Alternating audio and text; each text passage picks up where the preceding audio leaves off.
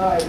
So a homework I have for you guys in the next, on top of all of them, this is called a bonus homework. So this is like extra bonus that you get, okay? If you want to speed up the process for next week, okay, called warm marketing, word of mouth marketing. You know, one of the most important part of your business is letting everyone in your life know that you buy and sell houses. I don't know how much I'm gonna have to stress this, like the importance of this. But like nobody in your life should, like nobody you come in contact with should not know that you buy houses. Okay? You know, make business cards, make flyers. You know, you can print business cards really cheap nowadays, print from home. I print business cards from home. Depending on the network that I go, the networking that I go to, I'll print one that's specific for that networking. So like people know where I met them. It's like, hey, you know, yeah, I met you at, you know, Eddie Jensen's place, so at the Prosperity Group meeting. And like I'll put that on the business card itself, the Prosperity Group meeting. So people know where they met. So just like do something different that people don't normally do, right? Let everyone in your family, your extended family, your cousins, your blah, blah, blah. Like, I'll give you an example. One of our students, Steve, who was here earlier, you know, he joined our coaching group, and that's what we told him to do. So he went and told, and his, I think it was his cousins, like somebody in the family, said, yeah, I have a house for sale. So he ended up wholesaling that house for $5 in the first week that he was in. So you never know, like who in your family that have houses and or that have money. So my first private lender is my sister, because I know that she was parking at the bank, earning a CD of like 1.7%. I go, that's crazy. I can give you 3% for that.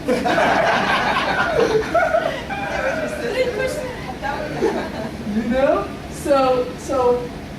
Like there's a lot of people, so like let everyone know. Same thing, your business, your work, you know, like Jesse, you have a business, like let all your employees know. And tell them that if they know anybody, if they might not have a house for sale, but if they know anyone that has a house for sale, you pay them an employee. So like let everyone know. Okay? You know, Marcelo, another one of our coaching students, that's what he did when he went to work. And so one of his co-workers said, yeah, my dad has a house that's been vacant for a long time. He hasn't been doing anything with it. So he, you know, so Marcelo got it under contract for 27 and sold for 37. Just like that. Right. The church. Church is another great place. You know where people go when they're in financial situation? They go to church to pray about it, right? Yeah. And so church is a great place to go. Church is a great place for everything. But, you know, yeah, it's a great place to go to find people that have financial situations where they would love to sell a house. Network everywhere. Okay? You know, you can pass out your business cards everywhere as well. Okay?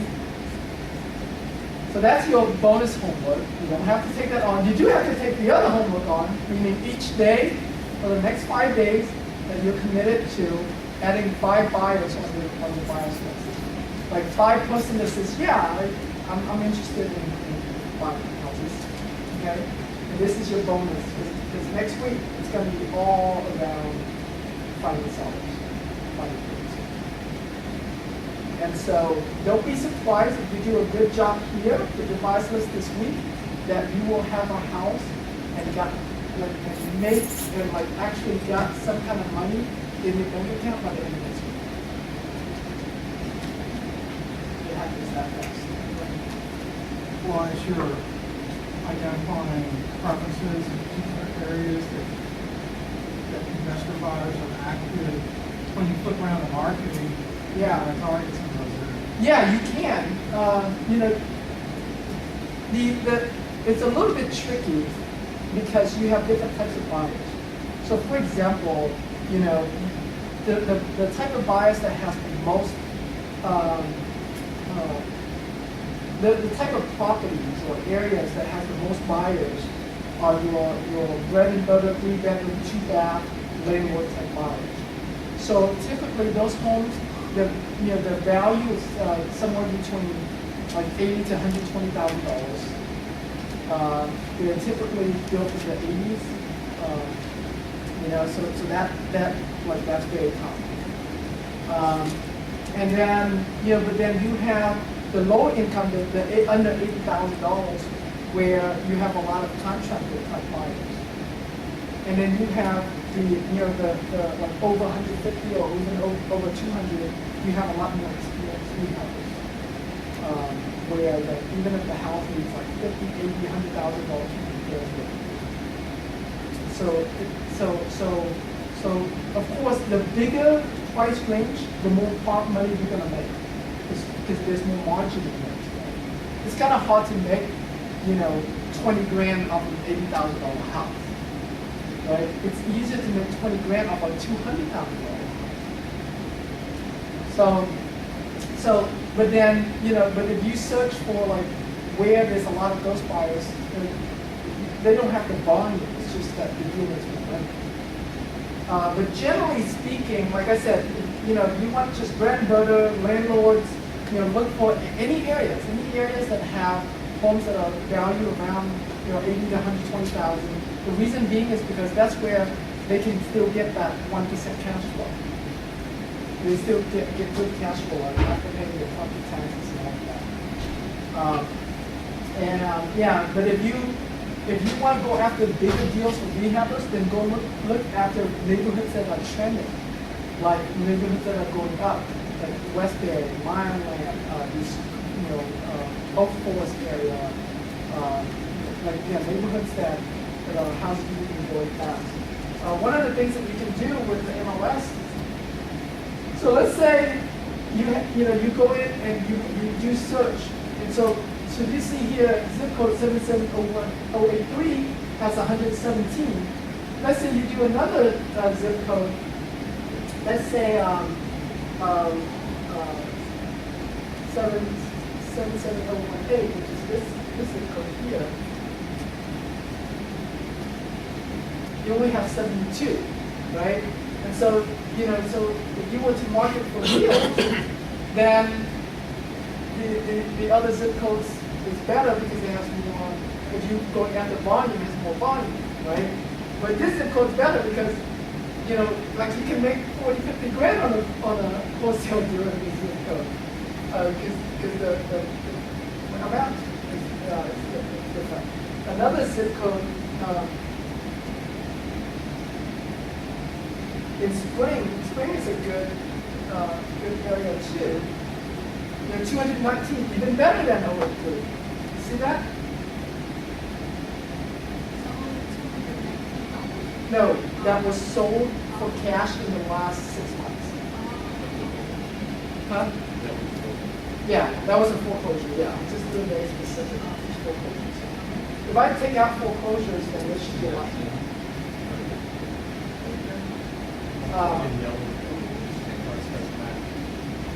Yeah, they're fine. Well, it's still 209. So in this case, not really. But so you can do you can search your zip codes, or you can search a bigger, the whole city, or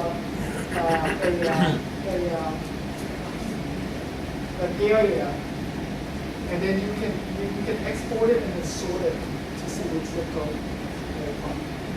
So I would start with like wherever you live. If you live in the north area, then start with the north, like Spring, Humboldt, all of that. If you live in southwest, so like if you break Houston into 4, right? Southwest, northwest, northeast, southeast.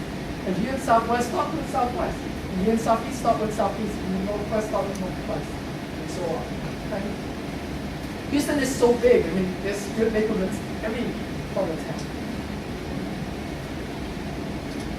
All right. Any other questions?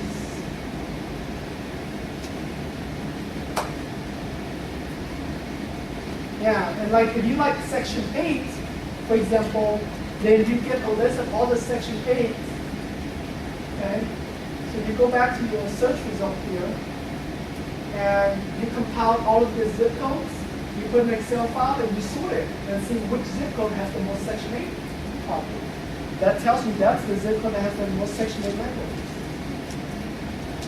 I don't know if you want to do this, but if 15 minutes, I just had access to the MLS because I've got a license, but I didn't want to be a realtor, I just wanted to have the license. And I don't know if this doesn't sound like you were saying that it was so much better to use this in the future. I didn't know what the other one was, so I was like, I don't have to worry because I Yeah, don't worry about the other one. Can you give us like a little example, or can you like, you know, like find a house, like show something? Yeah, just did. Well, I mean, is there any other, like, particular things that you need to know other than this program is showing? Well, Are you gonna cross-reference it to? what I would recommend, because Hall has plenty of training around this, like how to use the MLS, I would recommend to tap into that training.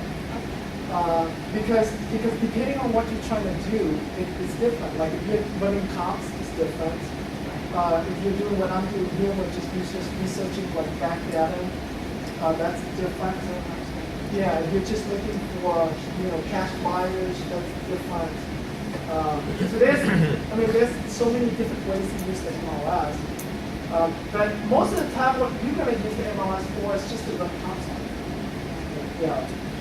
We're not, yeah, I would recommend just watch their videos because it takes a little bit longer, and then running comps is more than just punching it through numbers. It's just like how you look at a deal, how to analyze the deal. It takes a little bit longer.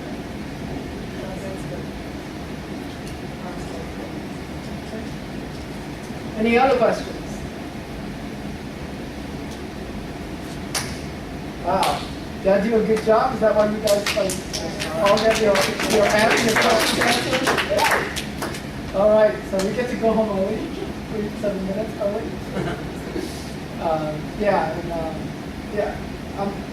I'll hang out until 12 and then I'll run. So if you have questions, feel free to. So everybody committed to do your homework this week? Yeah. Yes? No excuses, right? No excuses. We're gonna have a t-shirt that says no excuses. All right, and so you said that the next couple of weeks are gonna be Online. online, nothing here, so, how's that work? You're just gonna send an email? Yeah, I'm gonna send an email and say, okay, here's I just uploaded this week's video to the members area, log in. Okay. I send you the link, it'll make you log in. And if we have questions, just We're email gonna start a Facebook group that will send you a link to, Okay. and then you join the group, and then just put your questions in there. Okay. So that way, like, if we're not there to answer, that someone in the group will answer. Is there a particular day that you generally send out your emails for some reason? They always go to You just ask like our address into your contact. So that way you can,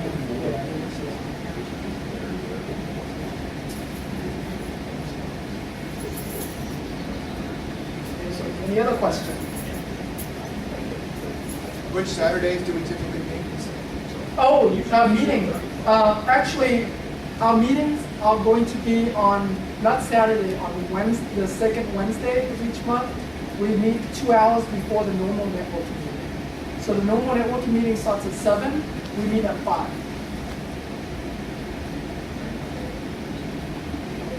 The second Wednesday of each month. Yeah, we meet at 5, from 5 to 7.